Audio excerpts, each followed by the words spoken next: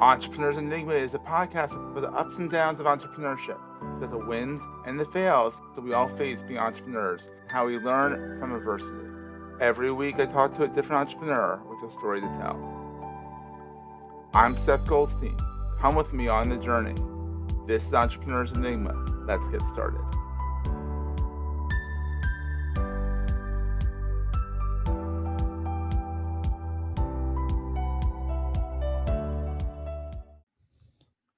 Hey, everybody. Welcome to another edition of the Entrepreneur's Enigma podcast. I am, as always, your host with the mostest, whatever, close enough, Seth.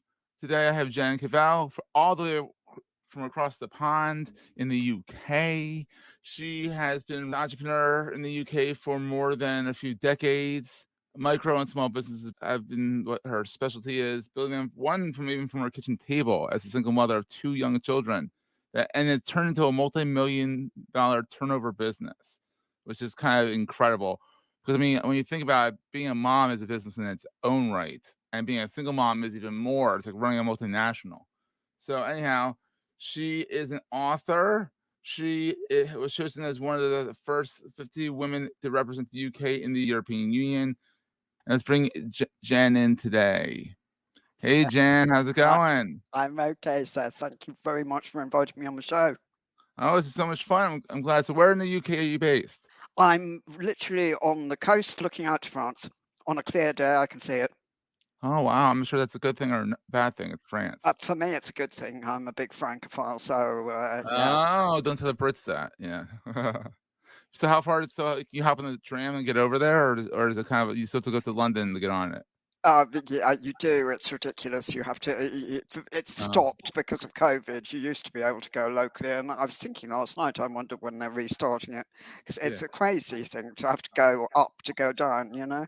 Up to go down, to left to right. Well, I know how that is. It's how I have to get to New York. I'm just north of Philadelphia, and we're already in the weeds already as we're talking here. But I have to drive south to get onto the train to go north to New York to get on the train to go to New York. It's so bizarre.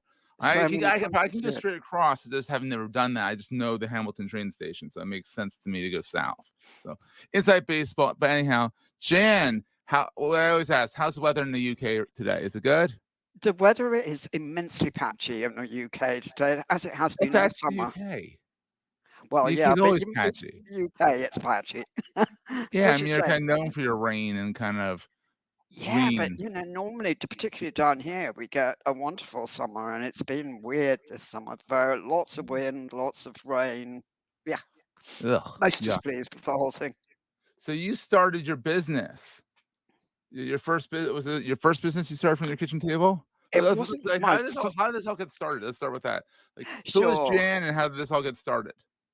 Well, it wasn't my first business, Seth. Oh, I worked for myself and had a couple of small businesses with friends, but not very sort of motivated to grow anything or to yeah. do it very seriously type of businesses.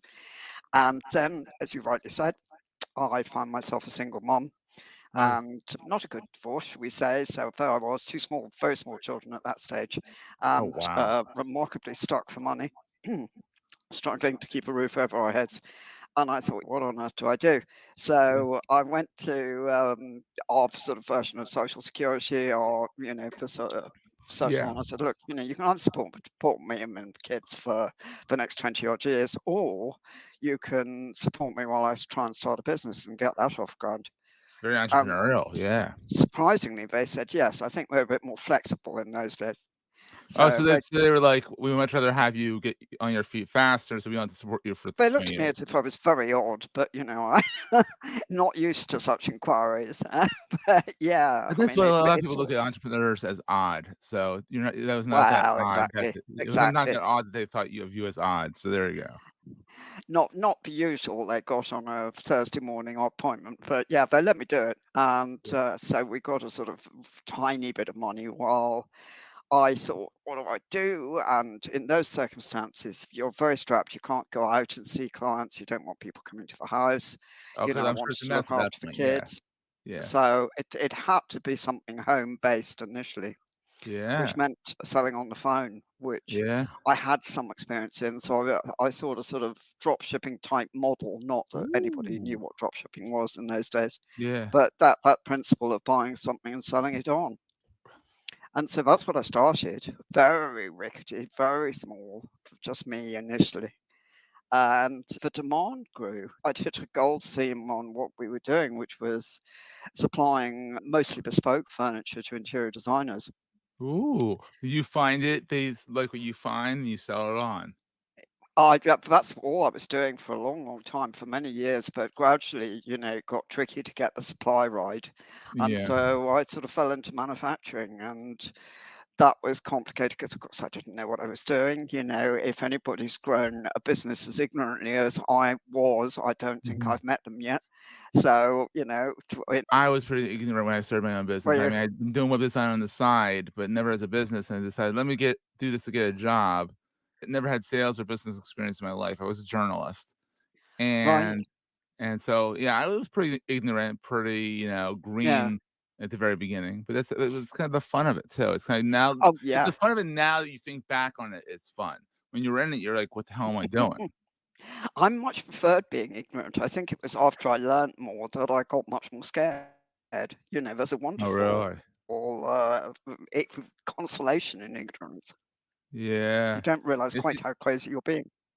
and so you wrote 2 books, Scale I for have done, Success yeah, and Start for Success, which that's is right. so that's the newest one, Start for Success, which is in 2023. It literally just came out, like, wow, Yeah, hot off the presses kinda thing. Another one was in 2021. So, like, kind of ending of the pandemic, starting of the endemic, and yeah. That after kinda like when things are loosening up. That's kinda cool. So you're a recent author.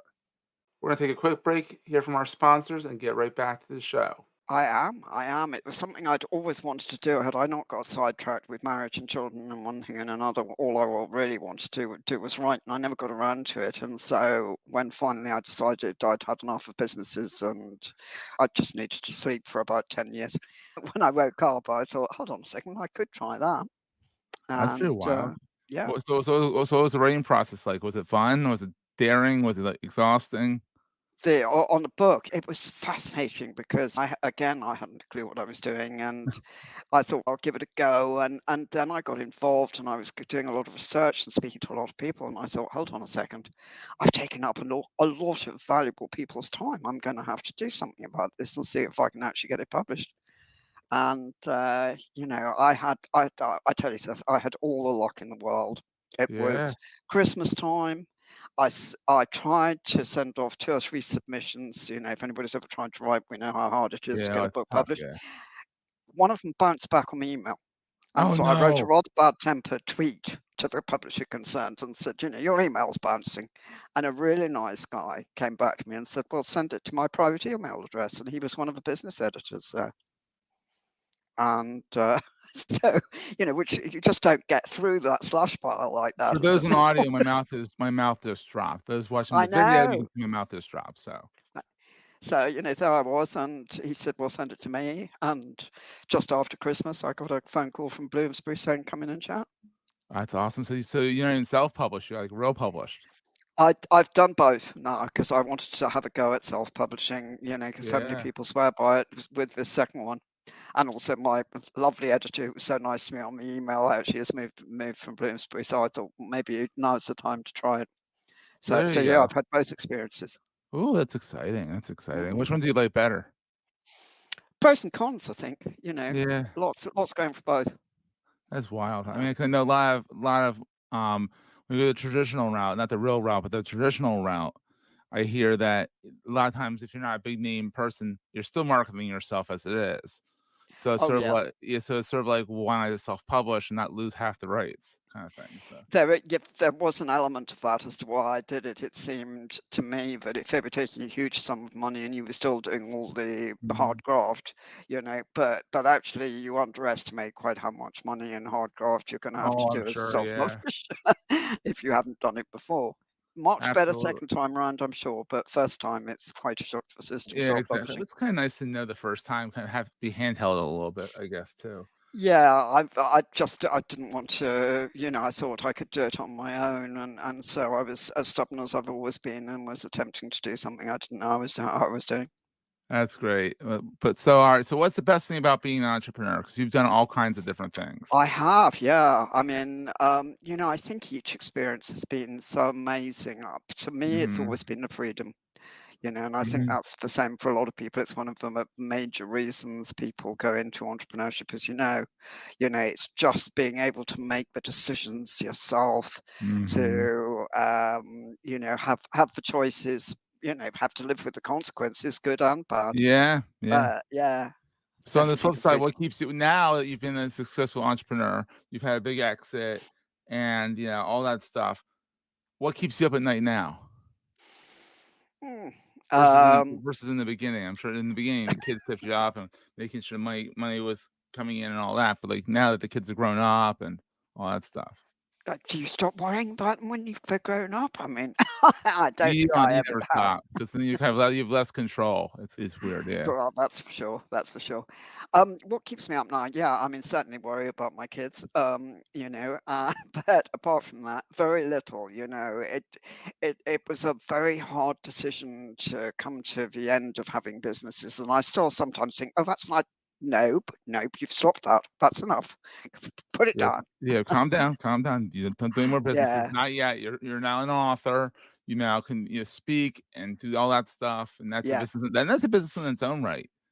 It is, and but equally, I'm at a stage in life where I'm not under pressure to build anything, which Oh, that's is nice. Yeah. a huge release after all those years of fighting on Absolutely. So, what is the most important thing to carry with you all the time? that urge to learn. I think Oh, I love that. Yeah. I don't think if I think the day you lose that, you lose virtually anything. And you If have you to keep haven't got learning. that hunger for learning. You have to keep learning, and then that's Yeah. kind of important. Is that you learn, you improve, you grow, you Mm, slap your wrist when you try and start a new business, but you learn. But you also, but that's something you learned. You learned that you need to take a break from building businesses, that you mm. need to pivot to more, less product businesses, more writing businesses, kind of thing. That's kind of That cool. too. Yeah, yeah. But you need to be agile, I think, as an entrepreneur, particularly in this day and age. You Yeah, just don't know what's happening. it's crazy. So, Yeah. Jan, where can people find you online? Where's your big watering hole? Well, my big watering hole, I guess, is either my website, it's Yeah, jancavelle.co.uk, or Amazon for my books. yeah, It's nice and easy, or Barnes and Noble, but Amazon's usually where people default to these days. yeah. Yeah, I'm sure they can get it anywhere. Yeah, and then also you're also on LinkedIn, I Facebook. am. You're I'm in you're all the big. everywhere. I'm sure. Yeah. Yeah, and Cavelle's not that useful, so I'm pretty easy to find Jan Cavelle on Yes. all the usual channels. That's wild. So, Jan, thank you so much for coming on. This has been such a pleasure. Well, that's my pleasure. Thank you. This is so much fun, and we'll see everyone next time. That was a great show. If you're enjoying Entrepreneurs Enigma, please review us in the podcast directory of your choice. Every review helps other podcast listeners find our show. If you're looking for other podcasts in the marketing space, look no further than the Marketing Podcast Network at marketingpodcasts.net.